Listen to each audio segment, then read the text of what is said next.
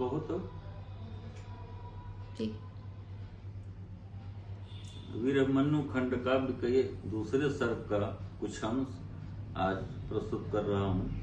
बच्चों का आग्रह है, मेरा स्वास्थ्य से ठीक नहीं चल रहा है, लेकिन फिर भी सुना रहा हूँ।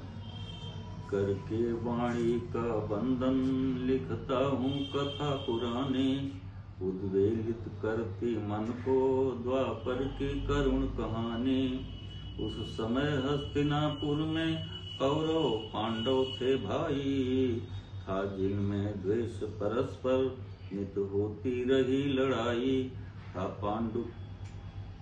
पांडु वंश में अर्जुन वीरों की दीप्ति दिवाकर, जिसके गांडीव धनुष से अरे कांप रहे थे थर थर।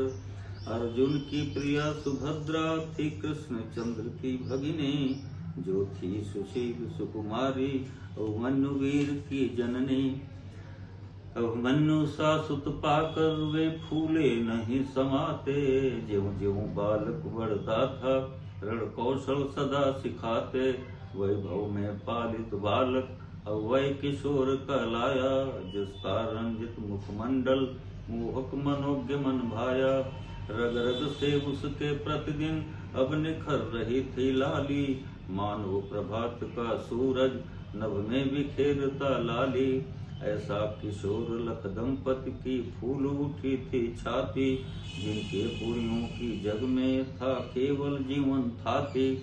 जिसका विशाल वक्षस्थल देता था यही गवाही, है वीर पुरुष का बालक और सचमुच अर्जुन साही।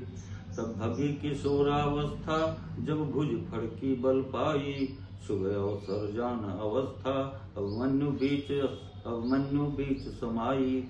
अब वह किशोर कुमार लेता था जब भुजा तान अगड़ाई, लगता था ऐसा मानो जब मन देता दिखलाई। इसलिए पिता ने कर दी सुत की शुभ सफल सगाई, सुंदरी उत्तरा के संग जो थी विराट की जाई।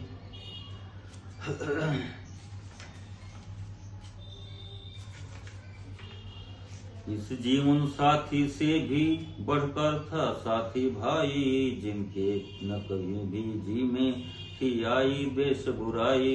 वह दुर्योधन का सुख था और नाम लक्ष्मण सुंदर, दोनों की साम्य अवस्था में था थोड़ा सा अंतर। दोनों की जोड़ी सचमुच लगती थी राम लखन की, हर समय साथ रहते थे कुछ छिपी नहीं थी मन की। उस दिन के रण की हालत से सब जन है बहुपरिचित, जब भीष्म पड़े सैया पर आसन मारे वीरोचित। प्रातः होते ही दोनों पहुँचे जहाँ पड़े पितामह, जो जगह पड़ी सुनसान और लगती थी बड़ी भयावह। पाकर आहट बच्चों की खोली आंखें लखने को, और बोले स्नेहिल स्वर में अपनी इच्छा रखने को।